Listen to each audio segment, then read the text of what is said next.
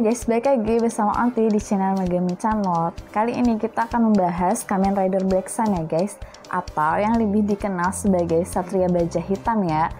Nah, serial ini adalah remake dari Kamen Rider Black ya. Terus serial ini juga memperingati 50 tahun Kamen Rider. Nah, ini ada 10 episode, tapi kita rangkum singkat aja ya guys. Nah, pada zaman dulu, pada tahun 1936 ini, waktu zaman perang, Jepang ini bereksperimen ya, ingin mengubah manusia berkekuatan hewan untuk dijadikan alat perang.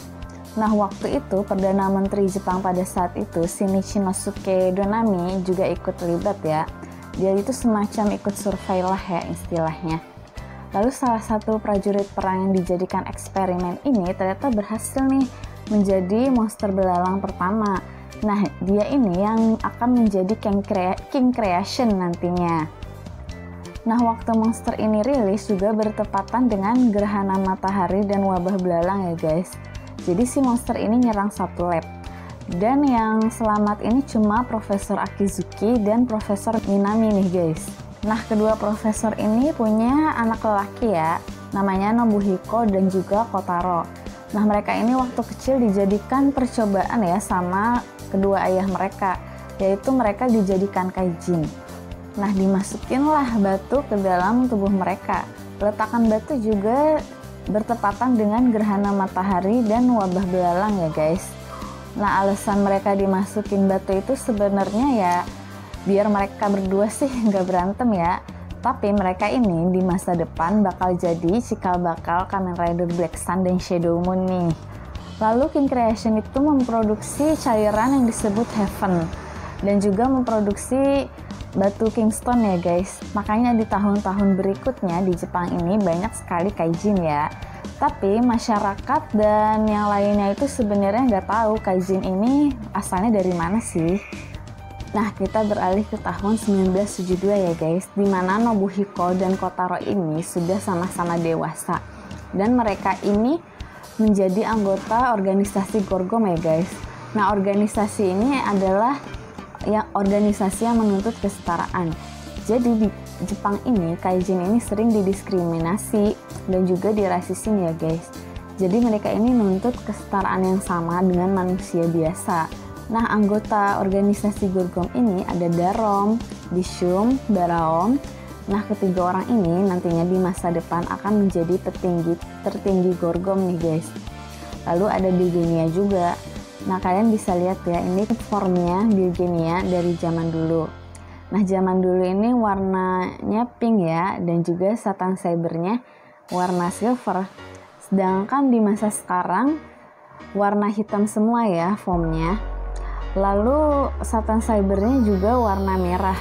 Tapi tetap aja ya kayak om-om lagi cosplay. Lalu selanjutnya anggotanya ada Yukari, Oliver Johnson.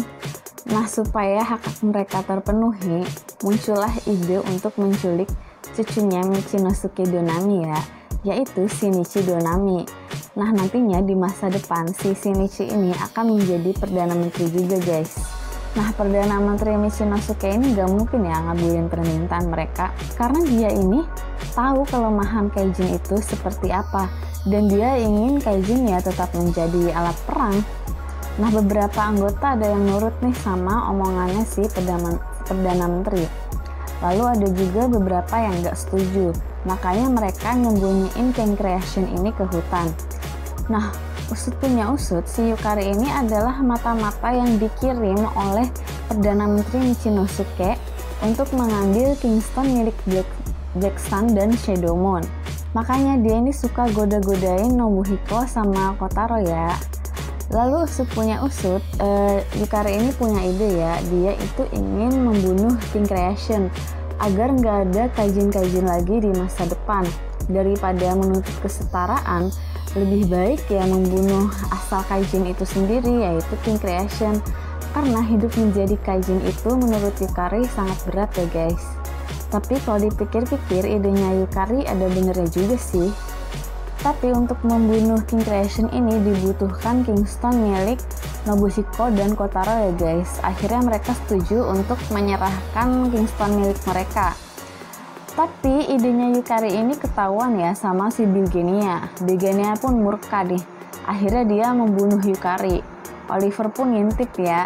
Lalu dia ini membawa kedua Kingston ini untuk dilindungi sama si Oliver.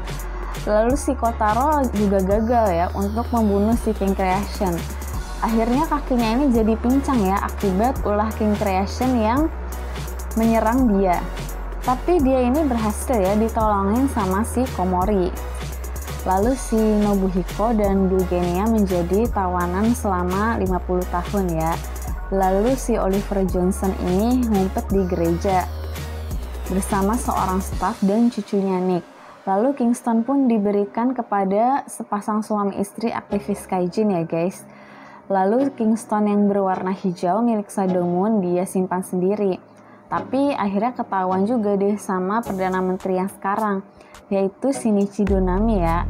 Soalnya si Nick yang waktu itu nyembunyiin Kingston di dalam mulutnya ketahuan nih sama si Perdana Menteri. Dan akhirnya si Oliver pun dibunuh. Lalu Kotaro pun menjauhkan diri ya dari dunia luar. Dia ini hidup terpencil di dalam bus bekas ya guys. Nah lalu kita beralih ke masa sekarang di tahun 2022 nih. Ada pemain tambahan, yaitu Aoi Izumi. Dia adalah anak sepasang suami istri tadi ya guys, yang aktivis Kaijin. Terus dia ini juga memiliki Kingston warna merah punyanya Kotaro ya. Terus Aoi ini juga aktivis Kaijin yang speak up di PBB tentang masalah diskriminasi terhadap Kaijin. Nah, waktu dia pidato di PBB ini, dia mengutip kata-katanya si Oliver Johnson ya guys, bahwa hatinya Kaijin dan manusia itu nggak berbeda jauh 1 gram pun ya. Jadi si Perdana Menteri ini nggak suka ya sama si Aoi. Dan juga dia diburu oleh para petinggi Gorgom nih guys. Lalu rumor dia punya Kingston juga udah mulai tersebar. Makanya para petinggi Gorgom ini sempat ngirim beberapa kaijinnya mereka ya untuk mencelakai Aoi. Yaitu ada Spider Kaijin dan juga Anemon Kaijin. Tapi mereka berdua ini berhasil dikalahkan sama si Kotaro. Nah nantinya si Aoi ini bakal diubah jadi Kaijin mantis ya guys sama si Bilgenia. Makanya dia ini benci banget ya guys sama si Bilgenia. Udah gitu Bilgenia juga merubah ayahnya si Aoi menjadi Kaijin kepiting demi mendapatkan Kingstonnya ini. Tapi akhirnya ayahnya ini meninggal juga dan ibunya si Aoi juga dibunuh ya guys sama si Bilgenia. Kejam banget ya tuh orang. Tapi sebelum dibunuh, si ibunya Aoi ini ngasih kunci ke Nomi ya guys, yaitu seorang dokter bedah Kaijin ya. Sebenarnya dia ini nggak tegaan orangnya, jadi dia punyalah sedikit rasa baik hati dan iba. Nah waktu si Aoi diubah menjadi Kaijin mantis, dia ini juga bisa henshin ya guys, seperti Kotaro dan juga Nobuhiko. Keren banget ya. Lalu ada juga Shunsuke. Dia ini temennya si Aoi. Dia juga seorang Kaijin ya guys. Tapi dia ini nanti harus mati mengenaskan ya guys. Dia ini dibully sama aktivis anti Kaijin. Nah itu nanti membuat si Nobuhiko ini marah ya. Lalu ada Nick. Dia ini cucunya Oliver Johnson yang dulu nyembunyiin batu di dalam mulutnya ya. Dia ini juga tahu beberapa sejarah tentang Gorgom. Dan juga dia ini terobsesi ya guys menjadi Kaijin. Dimana orang-orang gak suka jadi Kaijin, dia malah pengen banget nih jadi Kaijin. Nah di masa sekarang ini Perdana Menterinya ini si Shinichi Donami ya guys. Nah misinya dia ini berbeda dengan misi kakeknya terdahulu ya guys. Kalau dulu kakeknya ini pengen jadiin Kaijin alat perang, sementara dia ini pengen Kaijin ini jadi alat pemasukan uang buat dia. Jadi King Creation ini kan tadi sudah Anti sebutkan ya, dia itu menghasilkan cairan yang disebut Heaven. Lalu ada juga Heat Heaven. Nah Heat Heaven ini adalah diekstrak dari daging manusia ya guys. Nah Heaven dan Heat Heaven ini nantinya akan dijual ke para Kaijin yang kaya ya guys. Jadi Heat Heaven ini bisa membuat kaijin awet muda, dan juga kalau terluka ya mereka bisa sembuh. Makanya si Nobuhiko ini sampai masa sekarang nggak tua-tua ya, karena waktu di penjara dia ini makan hit heaven, dan Bilgenia juga nggak tua. Terus juga Gorgom bukan sebuah organisasi lagi, yaitu mereka ini sebuah partai yang disetir oleh pemerintah. Nah, makanya di markas Gorgom ini banyak manusia yang dipenjara ya guys. Bisa jadi mereka ini dibuat ekstrak hit heaven, atau mereka ini diubah menjadi kaijin ya, lalu dijual ke orang-orang kaya. Bisa sebagai peliharaan atau pajangan ya. Nah, si Nobuhiko ini juga udah bebas ya dari penjara. Lalu misinya si Nobuhiko dan Kotaro ini berbeda ya guys. Nobuhiko ini pengen kaijin ini jadi mayoritas ya guys, nggak menuntut kesetaraan dengan manusia.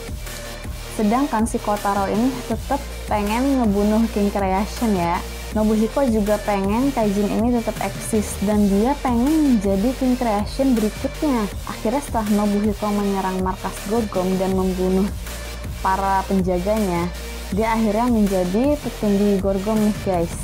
Tapi beberapa petinggi juga nggak ada yang setuju nih kalau Nobuhiko ini jadi ketua Gorgom, yaitu ada Darom ya, yang dia nggak setuju nih sama keputusan ini. Akhirnya dia ini dibunuh ya sama si Bisum. Nah, si Bisum ini sangat licik ya guys, dimana dia ada tempat aman, ya udah dia ngikut aja gitu. Nah, kalian bisa lihat ya Shadow Moon masa sekarang dan Black Sun masa sekarang. Mereka ini formnya masih belum sempurna ya.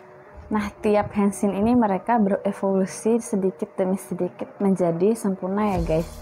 Tapi evolusi ini sepertinya ada pemicunya ya. Waktu Shadow Moon marah sama pembunuhnya Shunsuke, dia ini matanya jadi sempurna ya.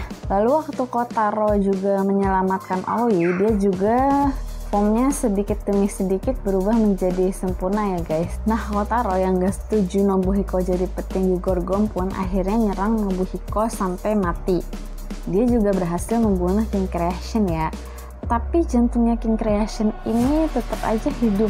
Akhirnya dia membunuh jantung itu dengan meletakkan kedua buah King Stone-nya ya guys. Si Kotaro ini akhirnya dia menjadi King Creation itu sendiri. Lalu sebelumnya kunci yang diberikan Nomi oleh ibunya Aoi dipegang sama si Aoi ya guys. Ternyata itu kunci yang ada di kuburannya si Oliver Johnson. Nah, kunci itu berisi file-file selama tahun 1936 ya guys. Lalu si Aoi pun nemuin Profesor Akizuki yang masih hidup di panti jompo ya guys.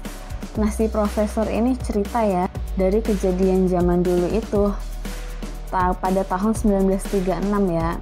Lalu setelah Aoi tahu kenyataannya, dia akhirnya membeberkan fakta-fakta ini kepada seluruh dunia ya guys, lewat live streaming di PBB. Nah, waktu dia lagi live streaming ini, si Aoi ini sebenarnya lagi diincar polisi ya guys. Cuma dia ini dilindungi sama si Bilgenia. Dan akhirnya si Bilgenia ini mati. Mungkin si Bilgenia ini merasa bersalah ya setelah apa yang dia perbuat sama si Aoi.